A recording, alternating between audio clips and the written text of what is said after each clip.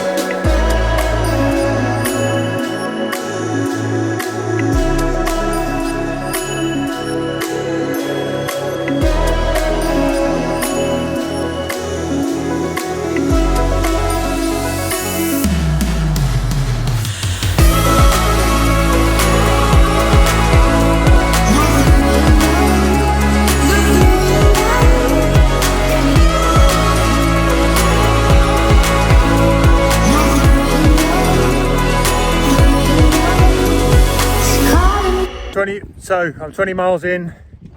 I think I've run for what, 4.5 hours. Run pretty well this morning.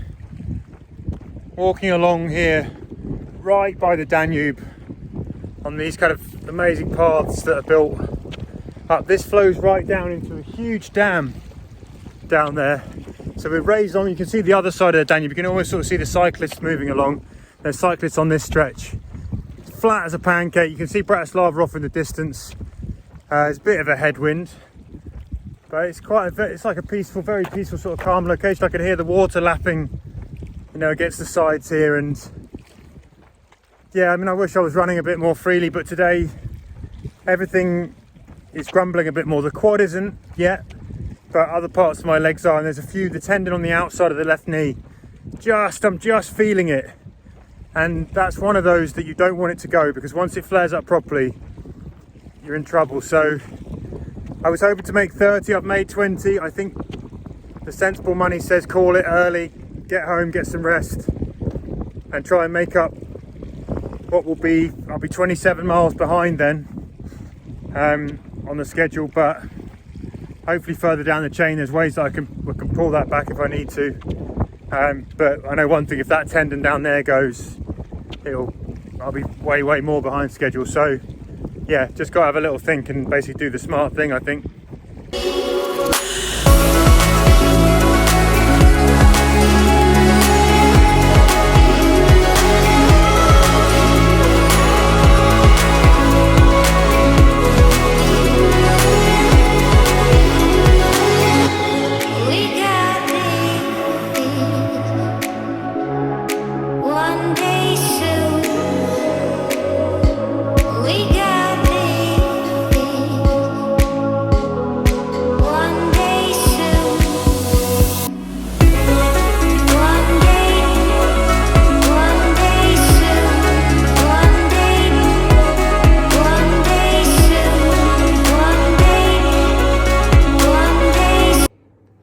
So then day 44 is done, and managed to get 30 miles out today. That really, I think, was a bonus. I mean, that's kind of a target that I was aiming for.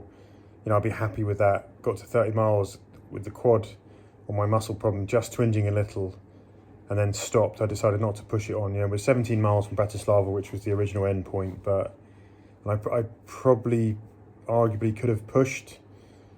But you know what, I decided not to do any more damage to it, and I think after today, it feels better than it has done the last 2 days. And you know, getting to 30 miles without it hurting. Day before was 23, day before was 17, and now it feels pretty good. I'm hoping that I'm managing to actually let this thing kind of repair itself, whilst also covering pretty big distances, but not pushing too hard. So that was I think the sensible choice was just to step off, and I'm 17 miles basically back from where I wanted to be, but I've got a series, I think, of about 7 or 8 days now where it's 20 something miles, nothing bigger than 30, so I can add distance over those days and claw that back. It shouldn't take too long to do so, to get back on track. And if I've got a working quad and slightly more rested legs, it's going to be easier than, you know, pushing and busting the quad again and then just continually having to deal with that. So I think it was the smart choice. Running today was great. Having Marianne and Adam, you know, crewing. Marianne with the car meant that we could run I ran in the first sort of 5 miles, I think, with the pack. After that, put it in the car and ran pack free. And again, pretty much we were running just dyke roads, and some of them very long, these long straight stretches of dyke roads. Once we'd passed this enormous kind of dam, we were on these kind of paved dyke roads, which run kind of quite a long way towards Bratislava. You know, it's like a 15-mile stretch of stuff that's pretty similar. Now, I think a lot of people might find it kind of mind-numbing, really, or a bit boring, but I quite enjoy it because you can just relax, get your head down, and sort of get into that kind of, it's almost like a meditative state. There's not much to think about. You don't have to think about directions or logistics. You just, navigation, all that kind of stuff. All I had then was every sort of 6 or 7 Ks, I had the boys popping up with a bag full of goodies to give me food and energy, you know, so I had to carry a little bit of water, you know, and that security or whatever of that is really nice as well. So this would have been a stretch that would have been very difficult actually without that kind of support, because there's no shops, there's nothing. And so having that has actually helped get through arguably one of the sort of lumpy sections again, days where there was a 36, a 40 and then a 37 or something. We've sort of managed to navigate that and get through it with the help of Marianne. And yeah, it feels good to be the other side of it now and be looking at this stretch of, anywhere between 22 and 29 miles, but things should be arguably getting a little bit easier. And yeah, to finish feeling strong. I mean, I'm tired today. I was tired this morning. One thing I will say is, like, at the beginning of the run, for stretches of it, other parts of my legs were starting to grumble just a little bit. And that was another reason why I stopped early today, or stopped earlier, if you like, because I just didn't want to push it. I listened to my body today. There was a certain amount of tiredness, I think. Didn't really sleep well last night for reasons that, just had some sort of things on my mind. And yeah, so I think it was the very smart choice. I've got Adam with me for one more day, or at least half a day. He's going to fly home tomorrow, leaves about half day. So we've got Marianne's going to come out and do some more crewing. And tomorrow I leave, go through Bratislava, and then I'll leave Slovakia. That's Slovakia done. Into Austria, so the final 2 countries left on the trip. Still a long way to go because they're big countries, but with 23 days running left, I don't want to say the end is in sight, but we are sort of closing in. I guess a long way through this whole run, people have been saying to me, once you hit Austria and Germany, everything gets a little bit easier in terms of logistics and accommodation and, the paths and all that kind of stuff. So, yeah, I'm interested to see if that actually is the case. And then I've got, on the 18th, my family come out to me. And again, I can then sort of maybe park the pack for chunks of that. So I feel good. I actually feel really good. I feel strong. I feel sort of mentally revived. We've stayed in this park tonight, which is, it's like a sports complex for the Slovakian Olympic teams and professional sports teams, but it also doubles as almost like a holiday camp where families can come and stay and use all the facilities and stuff. It's a really, really good idea. It's really nice. The facilities are absolutely fantastic. I like this kind of idea of this sort of dual way of funding something like this. So that's been good. We've had good facilities and it's been very, very sort of chilled, and it's put me in the right mindset to go again tomorrow.